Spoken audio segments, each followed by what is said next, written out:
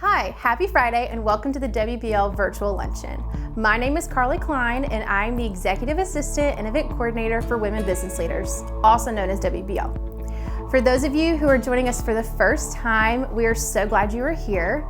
Our luncheons do not typically look like this. We were actually supposed to host our luncheon today at the club, but because of the crisis we are all going through right now and staying at home, we are just really glad we're able to bring it to you virtually.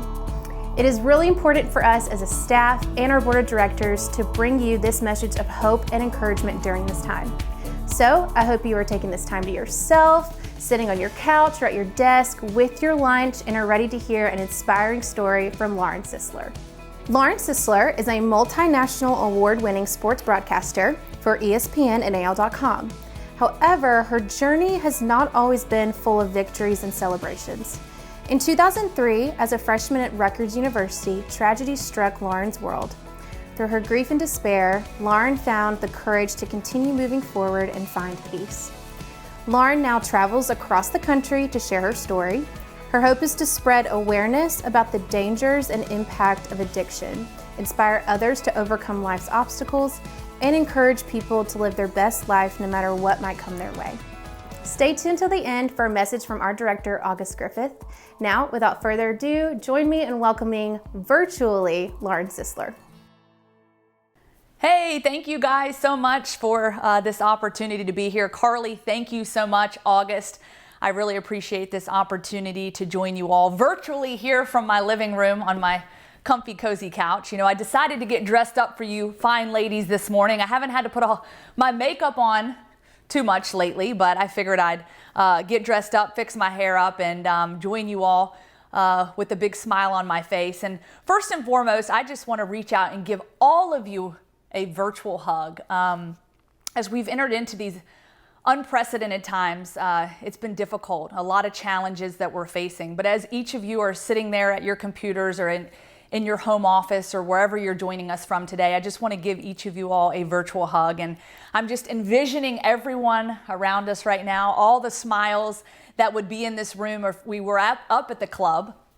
Unfortunately, we can't be there, but we know soon again we'll be able to meet, and certainly looking forward to that. And wow, I'm just honored, a little giddy. I'm a little giddy today because I have to be honest.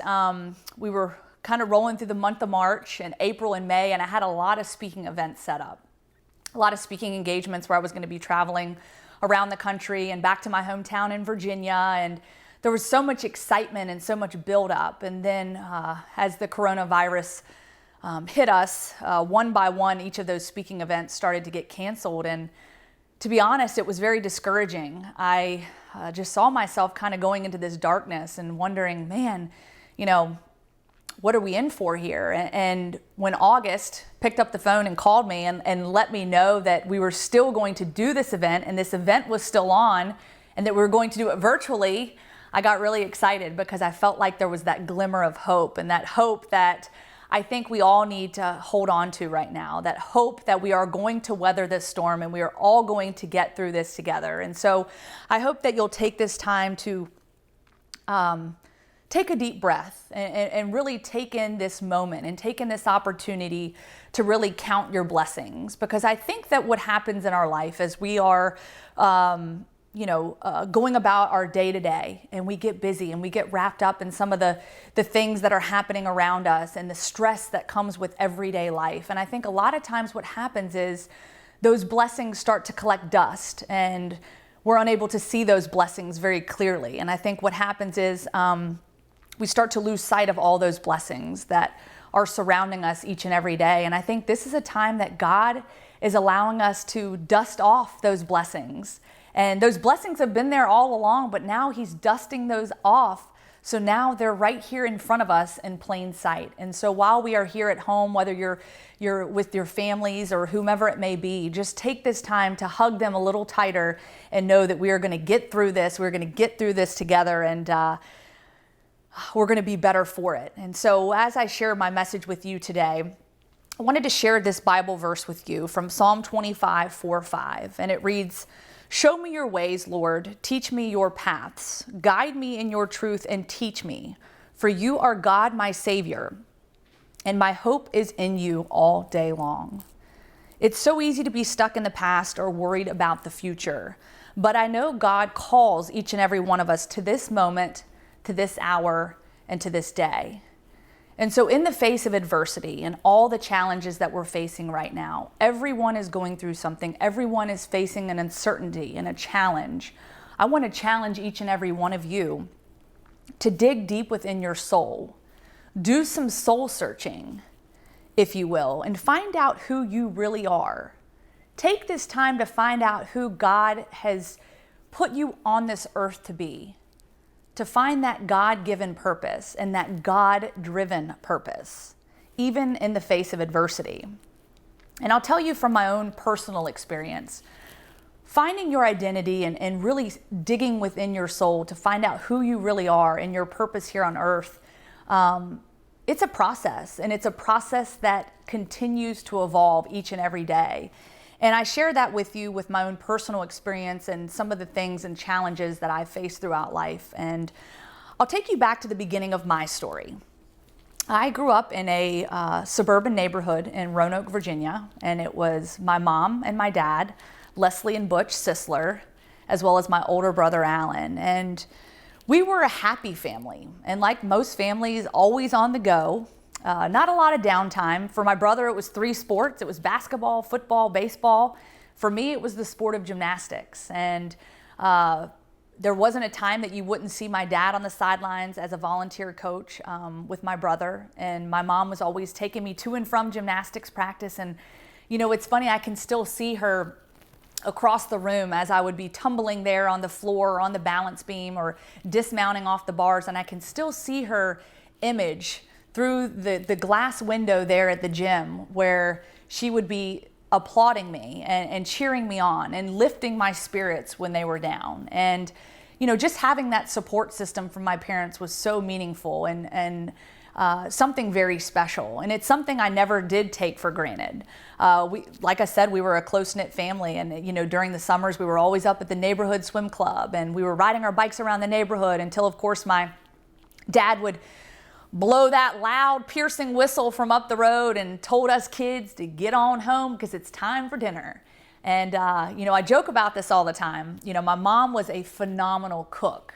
The sad part about it is, guys, is that my mom, she always made these great dishes, but me right here, the picky eater that I am, unfortunately didn't really enjoy those great dishes that my mom cooked until later in life, because I was all about the SpaghettiOs and all about the macaroni and cheese. You know, she always had to fix something separate from me.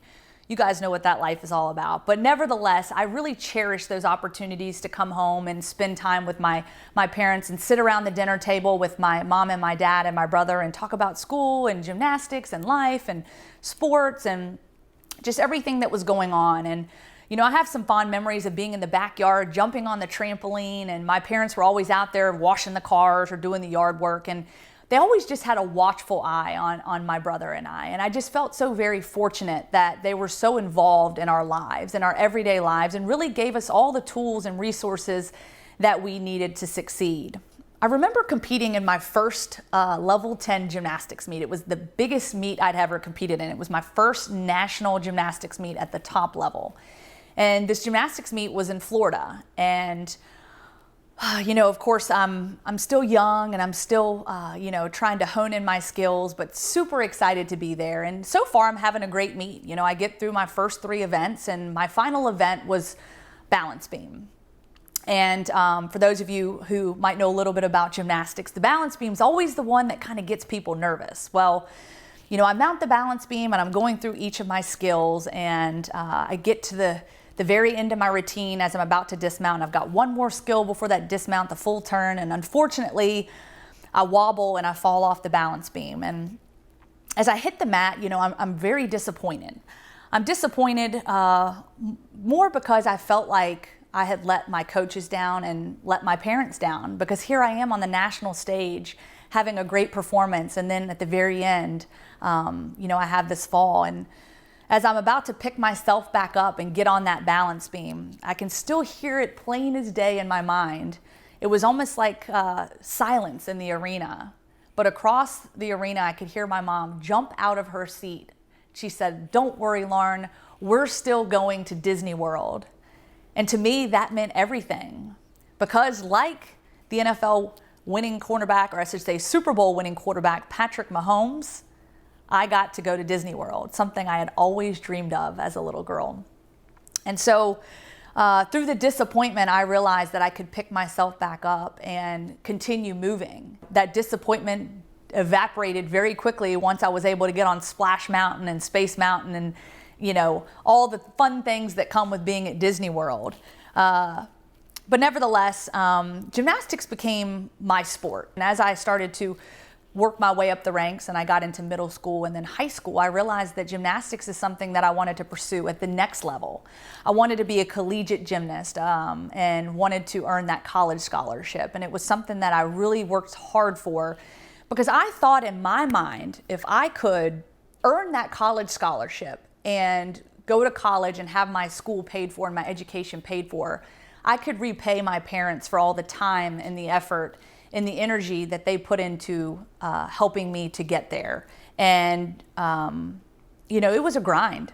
I was in and out of the gym 20 to 25 hours a week. I was commuting to and from gymnastics practice over an hour each way. And I got to be honest, when I turned 16, my parents were about as happy as they could have been, because I finally got my license and they said, "All right, girl, you're on your own now." So, you know, certainly a big investment for them.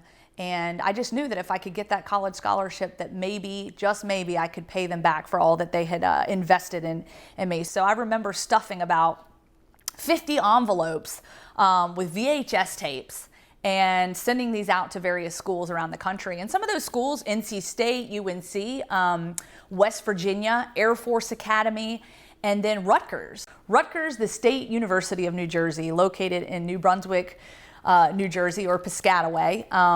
And I went for that official visit, and honestly, I was surprised, because as this young country gal from Virginia, I really wasn't sure what to expect with this experience. And, you know, I get to Rutgers, I get to this campus, and, you know, I was embraced. I really felt it was a place that I could call home. And so I knew it, like God was telling me, this is my chance. Like, this is where I belong. This is where I'm going to spend the next 4 years competing as a gymnast and obviously getting my education. And so I signed my letter of intent and got the rest of my life there in front of me, and just super excited for this opportunity. And I'll never forget getting to Rutgers, and we're unpacking my last box, and my mom and dad are standing in my dorm room, helping me to put my new bedspread on and get everything all situated. And as we're about to say our goodbyes, and in my family, it was never goodbye, it was always see you later. And so let's fast forward now to my second semester at Rutgers, and life was good. You know, the transition's always hard, especially going from high school to college. And being a collegiate athlete, there are so many demands, taking 18 course credits, you know, how are you gonna get through all this? And but things were good. I was having fun, I was enjoying life, I was making friends, and like every day, I picked up the phone and called my parents just before I went to bed. And we had a great exchange. We talked to each other. I was talking about gymnastics, and my mom always wanted to know what new skills I was learning and how my routines were going and how I was progressing. And then she handed the phone off to my dad, and I talked to him for a few minutes, and we hung up the phone by saying, "I love you," and that was it.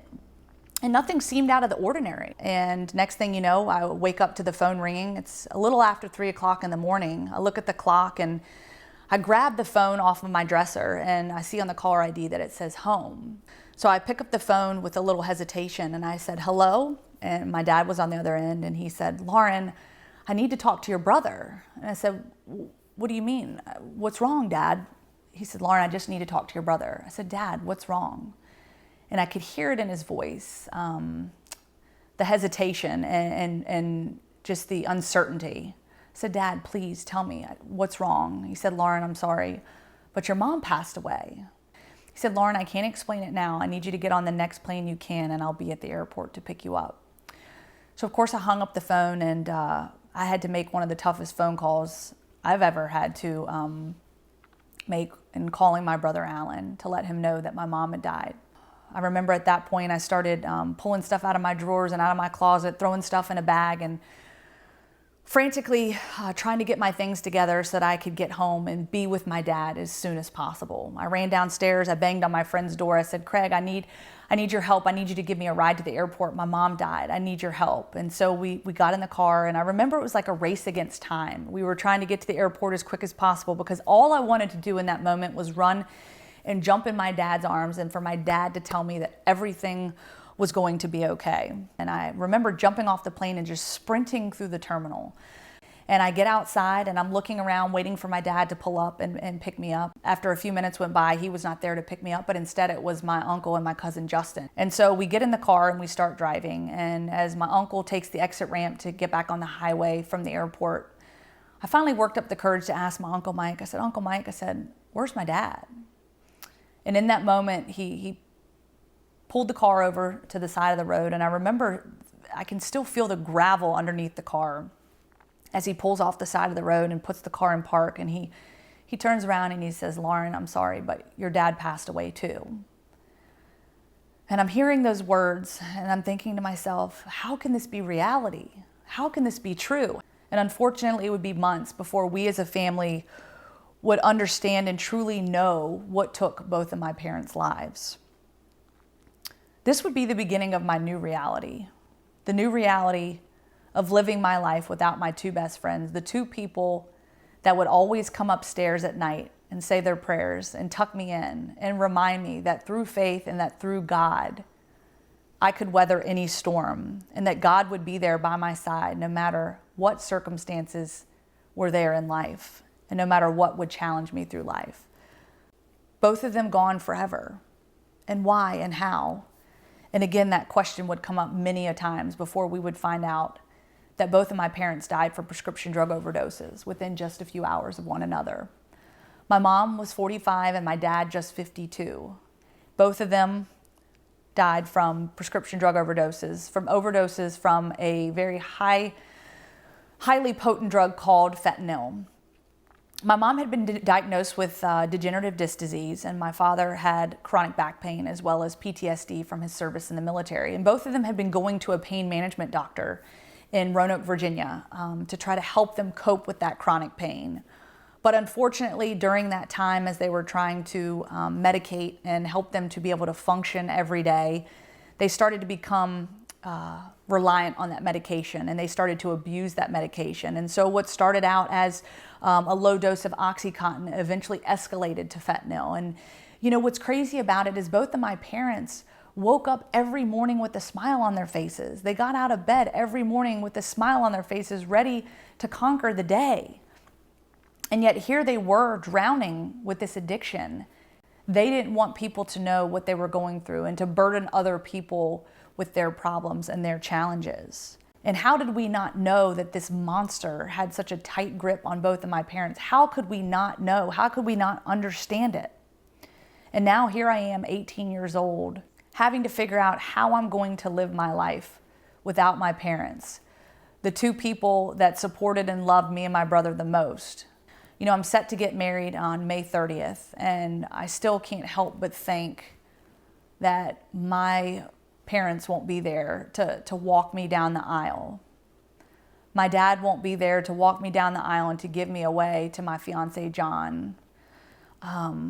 My parents won't be there to share in that celebration and that first dance.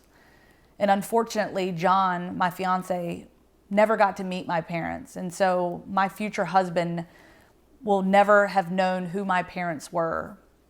And Lord willing, one day, if I have children, my children will never know who their grandparents were. It's painful. And it's, even though it was 17 years ago, I've almost lived my life for as long without my parents as I did live my life with my parents.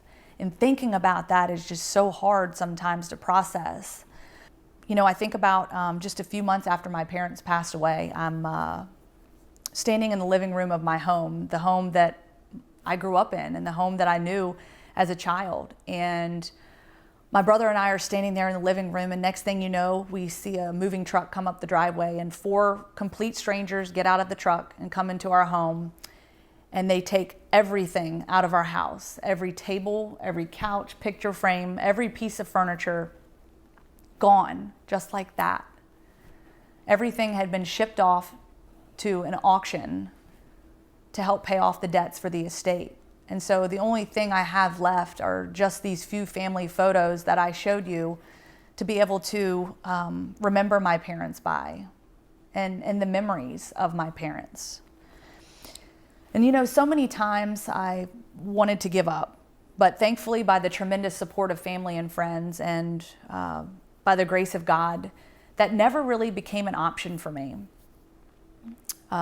2 weeks after both of my parents had passed away, I had to make the tough decision to go back to school. My Auntie Linda and my Uncle Mike both said to me, they said, "Lauren, you've got to go back to school.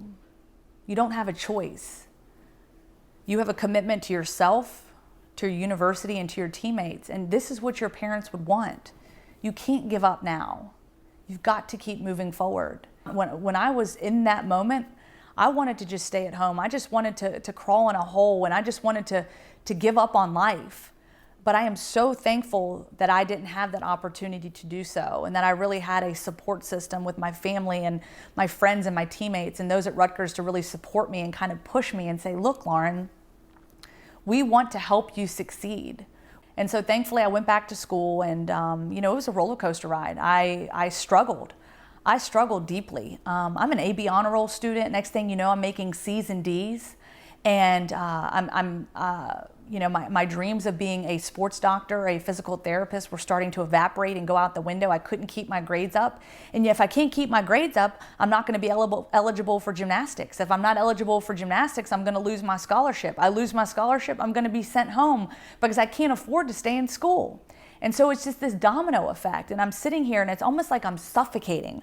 I'm suffocating from this anger and this fear and this guilt and all this pain.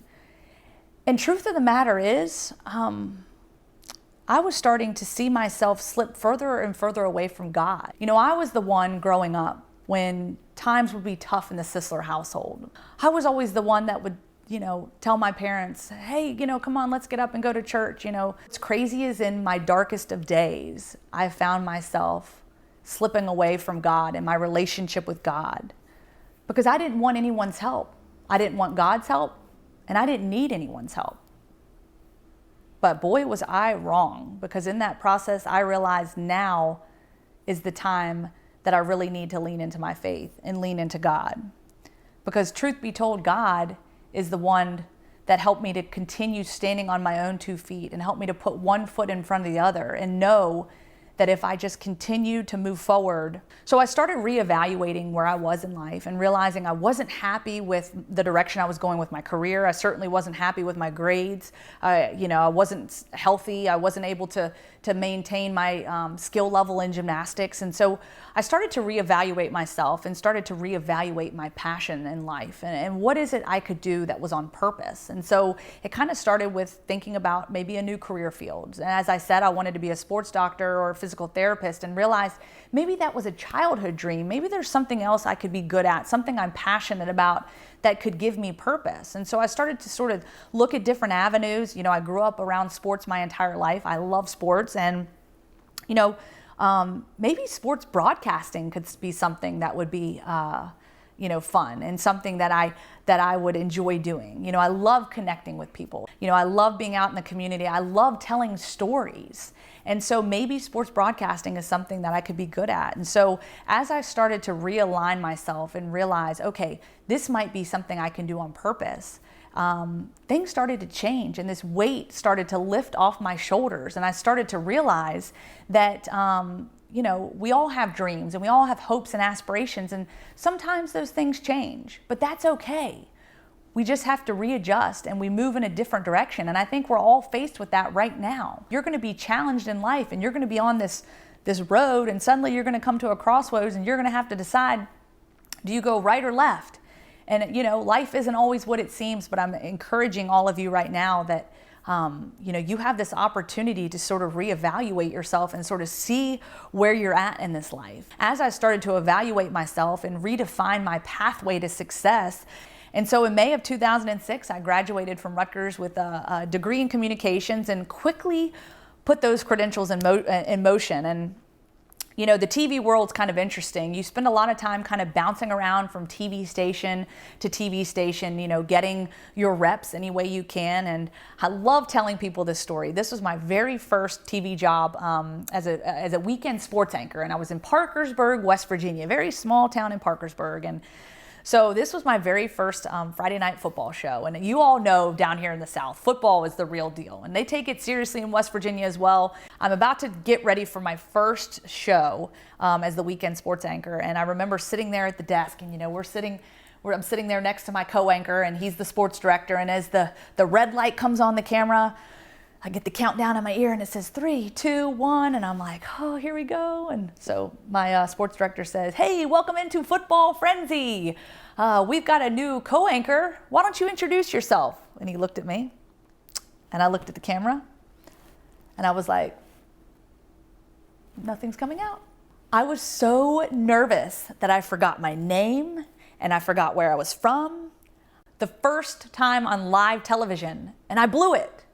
The good news is, though, I was able to get more reps in. I kept my job, and I got to keep moving forward. And I'm still here, I guess now 8 or 9 years later. But you know, in this wild world of TV, you know, it takes a lot of reps and a lot of experience. And thankfully, I was able to get those reps and make my mistakes. And then that landed me a job here in Birmingham, Alabama, in 2011.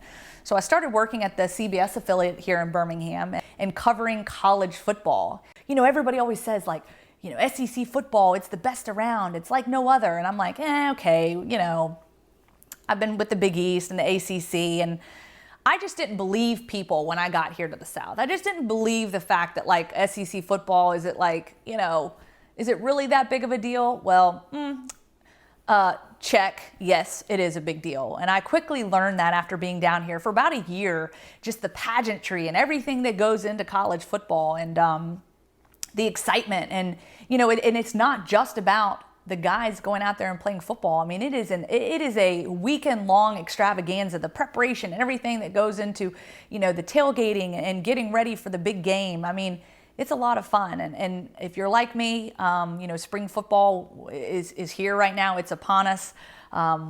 Alabama's spring game is tomorrow, or it was set to be for tomorrow. And unfortunately, you know, had to be canceled. If you're like me, certainly hoping and praying that we get back on our feet and that football can happen sooner rather than later, because it's something I think that brings us together. It's something we all look forward to in the fall. And so, Lord willing, everything will be back up and running and everyone can get back out on the field, obviously, you know, barring everyone being safe and healthy and able to do so. So certainly looking forward to that. But I got to tell you guys, this is always funny to me. Everyone always asks, like, are you an Alabama fan or are you an Auburn fan? Well, let's be real, y'all.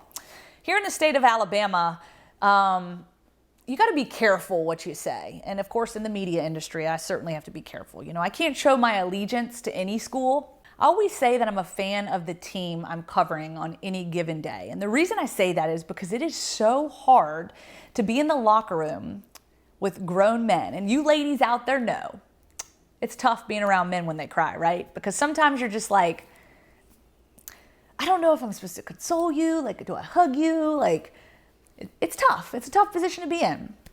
And I'll never forget the 2013 national championship game when Auburn played Florida State, and they really had it in the can. And then unfortunately, 13 seconds later, it was a totally different ball game. And you know, unfortunately, Auburn wasn't able to pull off the title win. But I remember being in that locker room, and Trey Mason, their star running back at the time, we were doing an interview with him, and I remember kind of, you know, the cameras line up, and I had to get my microphone in there, and I remember being on one knee, and I had stuck that microphone up there in his face, and I remember tears just hitting me on my forehead, big tears, as he is trying to interview and keep his composure. And so I remember that just being such a difficult time, and ladies, as you know, it's tough seeing grown men cry. But, you know, I've got to admit, covering sports has been a blast. It's been a lot of fun. It's something I you know, could never have even dreamed of and imagined, because, as I said, my childhood dream was to be a sports doctor, and here I am as a sports broadcaster. And, you know, I'm out on the sidelines getting to cover some of the top college football games of all time, because I truly believe that as a sports reporter, And in the world of sports that we live in, it's more than just a game. It's the stories that get to be told and the stories that get to be put on display for the world to see, for the world to be inspired by. And to me, that is what makes sports so special, especially college athletics, because I feel like we have this opportunity to share these stories that have the ability to impact and shed positive light on the lives of others. And truth be told, my vision of that was once blurred because I was so ashamed of my own story. I was ashamed of who I was. I was ashamed of where I came from. I was ashamed of how I lost both of my parents. I go back to where I was nearly 17 years ago. I was broken, I was helpless, and I was hopeless when I lost both of my parents. You know, and I could never have dreamed that I'd be sitting here today talking with each and every one of you about my parents and about their story. Because truth be told, everyone has a story. My parents have a story, I have a story, you have a story. Everyone has a story. Everyone is going through something. You know, a lot of people ask me, well, you know, how did both your parents die on the same day? What happened, you know? And for so long, it was hard for me to tell people how my parents died because I was so ashamed of it. Because their names were attached to addiction, to overdose. But what I started to realize is that, you know, my parents aren't defined by how they died, but by how they lived their lives. My mom's sister, as I told you before, my auntie Linda, she finally got through to me after years and years of me building up this wall. It was like I had this brick wall that I was constantly building up around me, trying to protect me and protect my family from reality, from the truth. Because I felt that my parents' legacy was bound in my hands. It was up to me to preserve their legacy. But what my aunt reminded me of, she said, Lauren, look, you can't change the opinion of others. You can't change what other people think of you or your family. But you have to be encouraged knowing that despite those opinions, your parents have this legacy that they've left. And again, their lives are not defined by how they died, but by how they lived.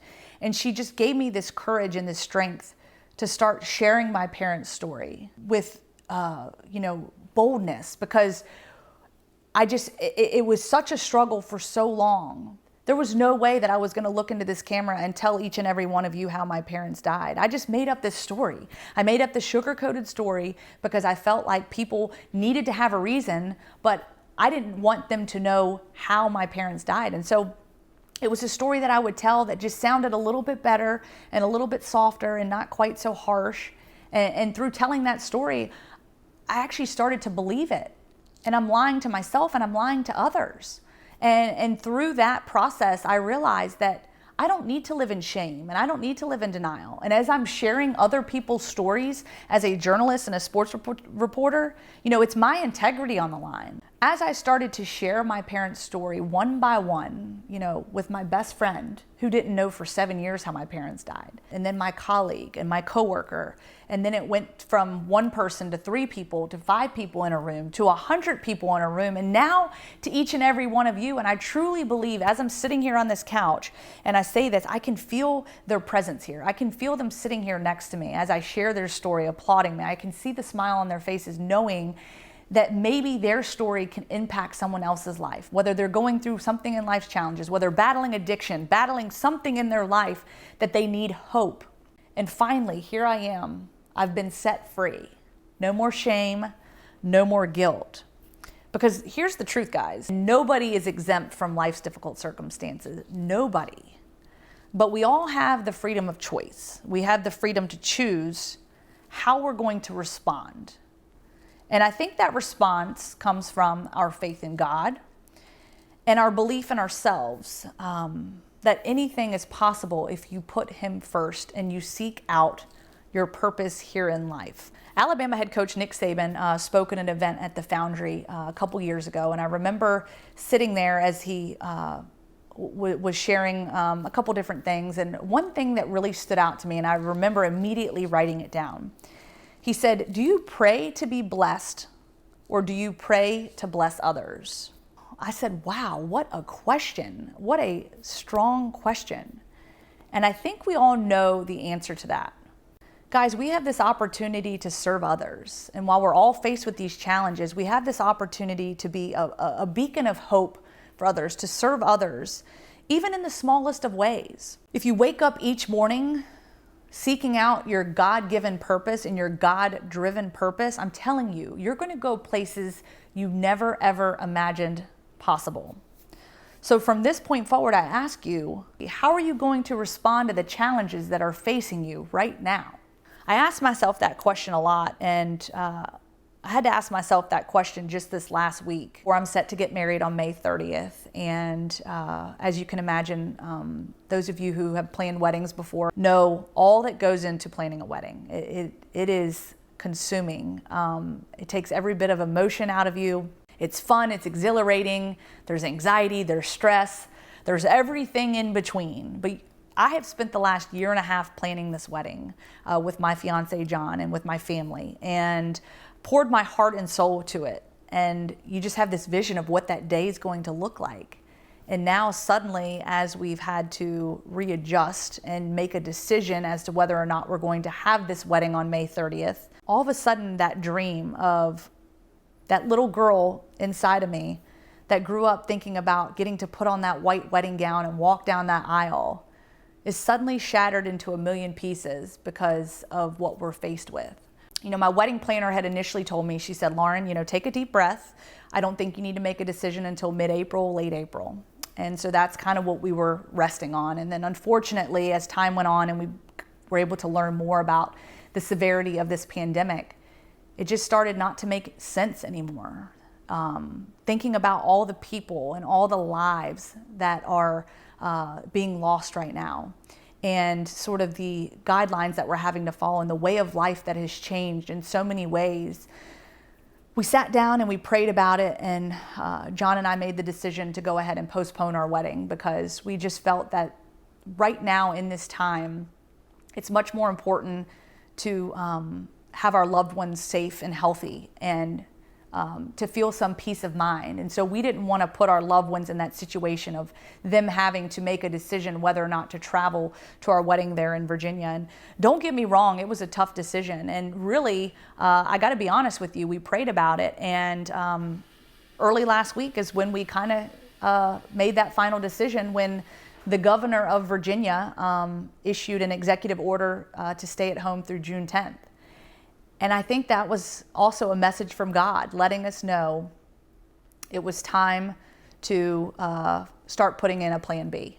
And so don't get me wrong, I laid on this couch right here and cried my eyes out for about a day. But then I had to hit the reset button, and I had to say, you know what, it's not about me. And this thing of marriage, it becomes this thing of pomp and circumstance. And don't get me wrong, I'm still planning on having that big wedding and celebration. And of course, it might look a whole lot different a year from now. But what John and I decided is to take a step back, and we are still going to get married on May 30th. But what we decided is, sometimes you allow life to happen and you lose sight of the important things. And in some ways, I feel like we have this opportunity for a redo. We have this opportunity to do this all over again. And so I'm going to still marry the love of my life on May 30th in a private ceremony here in Alabama. And what's crazy is I grew up always dreaming of getting married in the church. And when I started planning my wedding, we settled on a venue in Virginia called Mountain Lake. And Mountain Lake is actually the home of the film Dirty Dancing. So if any of you guys have ever seen that movie, pretty cool stuff. I'll have to pop up a picture of our save the date that you'll appreciate of the lake lift here. Pretty cool stuff. But I tell you, as I started planning this wedding, it just didn't make sense to make that transition from going to a church to the resort, because this resort's way up in the mountains. It's not super easy to get to. And so we just wanted to make it logistically easy on everyone. And so what's crazy about it is I dreamed of getting married in the church. And as my plans started to evolve and change, that wasn't going to be the case anymore. And now here we are about a month and a half out, and I'm now going to get married in the church. And I'm just so thrilled about it. And just so fortunate to know some folks here that have helped me to kind of piece that together and make that happen on such short notice. And so I'm just so thankful for that opportunity to be able to, go to a place of Christ and share my vows with my soon-to-be husband, John. And what a blessing it is. And again, I told you, I laid on this couch and cried for a day, but I realized that, sometimes plan A isn't always the way it's going to work out, but sometimes plan B can be even better than plan A. And I'm telling you, sometimes it takes us taking a step back and seeing that plan B can sometimes be better. And now, as we plan for this May 30th private ceremony with my family, I think to myself, what a great opportunity to really just kick off some of the stress and realize that this is an opportunity to share a covenant with my soon-to-be husband and with God. And that's it. Take the stress away.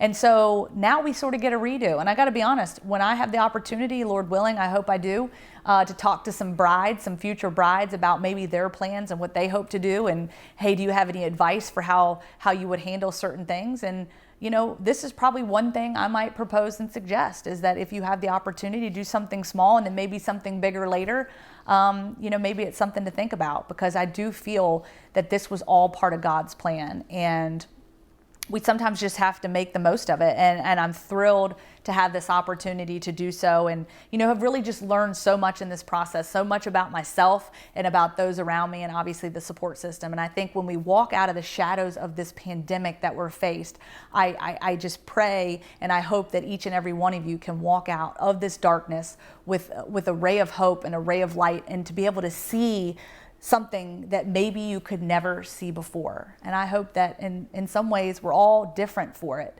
but all different in a very special way. So ladies, I just want to encourage you, as you climb that mountain, as you continue to climb this mountain, no more looking around. Just continue to climb that mountain and know you've got to put one foot in front of the other. And I think it is so important. And here's a quote that I want to share with you. I hear a lot of coaches. As you know, I'm around coaches a lot, so I like to take a lot of their quotes. This quote is, "Be where your feet are." Because I think it's important to be where your feet are. And of course, I've heard Nick Saban say this. I've heard Dabo Sweeney say it. I've heard several coaches say this. Be where your feet are. Because yes, you can learn from your past. You can dream about what the future holds. But I think it's so important to embrace the moment and to embrace this moment that we're living in right now. I think it's so easy to get consumed in life with the comparisons, comparing yourself to other people, comparing yourself to people around you. And it can be so time consuming. It can just suck the life and energy out of you. And social media is probably one of the biggest reasons, which I know we're utilizing social media right now. But I got to tell you, it's so easy to get wrapped up in those comparisons and those likes and those follows and wanting people to listen to what you have to say. And that, it becomes part of our brand as leaders, as women. Our brand, is sometimes out there on social media, and that's how we allow ourselves to be defined. Our self-worth is sometimes defined by someone clicking the like button. But guys, we got to drop the comparisons, and we got to realize that those expectations that are social media and things that come with the technology and the new things here in this society, that we can't allow those things to define our self-worth. And I have a perfect example of that. I'll never forget the day I allowed my age and my place in my career to almost be defined by a comparison. It was my first year of covering college football at CBS 42 in 2011, and we were on the road covering a road game for Alabama. And I remember being in the lobby by myself eating the continental breakfast. I'm pretty sure it was probably Lucky Charms, because I love Lucky Charms. I'm a kid. And I probably had a waffle, maybe a pancake, something like that along those lines. And I remember I'm eating my breakfast and I hear the TV on, and it's College Game Day. And for those of you who are sports fans out there, you know that ESPN, you got SportsCenter, and then you've got College Game Day. And both of those shows are at like the epicenter of the network and of college sports. It is where the flagstaff is planted. And so as I look up at the TV, I see this young girl on College Game Day. Her name is Sam Ponder. And I'm like, Sam Ponder, who's that? And so, of course, I get on the phone and I Google her and I think, oh, wow, like Sam Ponder, she's like a year younger than me and she's already on ESPN.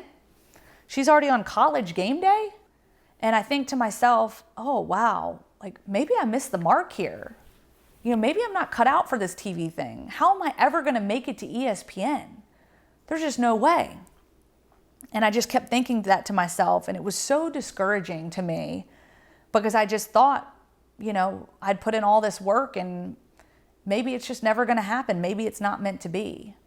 But as those thoughts started to dissipate, I just kept working. I kept grinding. I kept, you know, putting the pedal to the floor. And now here I am 9 years later working for ESPN, one of the greatest network in sports. And, you know, I had to stop looking around me and making those comparisons to everyone else. I had to stop getting on social media and seeing how many followers this person has or how many likes this person is getting for each of their pictures. Because here's the bottom line. Like, people ask me this all the time. Oh, are you going to be the next Erin Andrews? No, I don't want to be the next Erin Andrews. I don't want to be the next Sam Ponder. I want to be the next Lauren Sisler. I am Lauren Sisler. You know, and I think of some of the greatest athletes in the world. You've got Michael Jordan. You've got Bo Jackson. You've got Tiger Woods. You've got Serena Williams. How about Simone Biles? Look, like they were the best of the best at the top of their game. And there will never be anyone else like them. Not a single person will ever be like them. But why do you want to be like someone else? I think it's cool to mirror yourself after people and certainly take advice from other people and to see how people define their pathway to success and learn from that. But I think this is an opportunity for each and every one of you all to define your own pathway to success. And I want to leave you with this as I close things out. We have this incredible opportunity to be this author of this book called Life. And what's funny is I bet none of you guys thought you could be an author. I'm sure we've got a lot of great writers out there, but you get the opportunity to be the author of your own book called Life. And so I want you to pick up that pen and paper and I want you to start filling each and every page with purpose, with meaning, with something that you can be proud of. And by all means, I want you guys to fall in love with your story. I really appreciate this opportunity to join you all for this virtual luncheon. I hope that you guys have enjoyed this as much as I have. Again, I can just envision all of your smiling faces right now. I appreciate this opportunity so very much. And I just want to encourage each and every one of you to hop on social media. I know we just were talking about it. At Lauren Sisler on Twitter, Instagram, and Facebook. I've got my DMs open, so please send me a message. If you've got any questions or comments or just want to chat for a few minutes, please reach out. I would love to hear from each and every one of you. And I just want to close by saying, be blessed, be well. And I'm praying for each and every one of you that we get through this and that, on the other end, life is going to be great. Thank you again. I appreciate it. Thank you, Lauren. Everybody, please join me in giving a virtual round of applause to Lauren. That was amazing. And thank you for joining us today. I am August Griffith. I'm the Director of Women Business Leaders. And I just want to close us today with a few words of encouragement and a couple of final announcements. This is actually the second time that I've gotten to hear Lauren's story, and it is just so powerful. I think she does a great job articulating it. But what really stood out to me this time is the takeaway that God uses adversity in our lives for good. And He actually uses those hardships to draw us to Himself, to know Him deeper, and to ultimately exalt Him through those experiences. So thank you, Lauren, just for modeling that for us so well today. We are all experiencing the hardships of COVID-19 together right now. So I want you to know that you are not alone in your frustration and disappointment or your feelings of fear. And I'm so grateful for this community that we can still come together virtually, and just really thankful for technology and connection But most of all, I'm thankful for my relationship with God. And last weekend we celebrated Easter, where the ultimate message of hope was delivered through the life, death, and resurrection of Jesus Christ. Through his sacrifice, God made a way for his people to be reconciled to him and to have a personal relationship with him. So I hope and pray that in the face of this adversity, you will be able to say with the psalmist, "For you are God, my Savior, and my hope is in you all day long." For those of you that are joining us for the first time, I just want to share a little bit about Women Business Leaders. WBL is a faith-based, non-denominational group of working women, and we aim to transform the marketplace by pointing women to Christ, encouraging them in their faith, and helping them to make a difference in their workplace, in their home for God's glory. We are so glad that you've joined us today, and if you'd like to get involved in our ministry, we have small groups, we have a mentoring program, and we also have additional events. So I hope that you will join us in the future in person, and I would love to meet you and give you a big hug. Last, just a couple of housekeeping items. Immediately after this message, you will receive a survey in your inbox, and if you will take 60 seconds to complete that, it really helps us know how to follow up and get connected with you. Within that survey, you can actually enter your home address, and if you would like to receive a verse card, we would love to send that to you just as our gift to you. These are designed by Dixie Design Collective, and they're beautiful, so let us know if you'd like one. And lastly, if you complete that survey, you will be entered into our final giveaway. And our friends over at Oak Hill Bar and Grill, that is in Homewood, we'd love to give you a $50 gift card to help with dinner. So let us know and enter by completing that survey. All right, that's it. If you'll please all, as best you can, bow your heads right now and let me close us in prayer. Heavenly Father, thank you for Lauren's testimony. Thank you for the ways that you have powerfully worked to redeem her life and use her hardships for your glory. God, we pray for all of the women in front of their screens right now. I pray that you draw them close to you and that they would know you and seek your face in the midst of this crisis. God, heal our nation and heal our hearts. May you be glorified as we move forward today and carry on with our lives. In your Son's name I pray. Amen. Thank you all so much. Have a wonderful Friday and happy weekend.